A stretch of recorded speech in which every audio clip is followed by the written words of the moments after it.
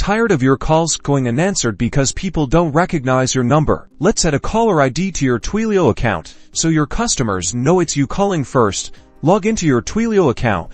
If you don't have one, you'll need to sign up. Once you're logged in, you'll see the Twilio console. Navigate to the phone numbers section by clicking on phone numbers on the left-hand menu. Under phone numbers, click on the manage numbers drop-down, and then select verified caller IDs. This is where you'll add and manage the numbers you want to use as your caller ID. On the verified caller IDs page, click the Add a New Caller ID button. A window will pop up asking for the phone number you want to verify. Enter the phone number you want to use as your caller ID. Make sure it's a number you own and have access to, as Twilio will need to verify it. Then, enter a friendly name to help you keep track of which number it is for later use. Click the Add Caller ID button. Twilio will now initiate a verification process, usually by calling the number you entered. Answer the call and follow the prompts, which typically involve entering a verification code using your phone's keypad. Once you've completed the verification process, your phone number will appear in the list of verified caller IDs with a status of verified. Congratulations,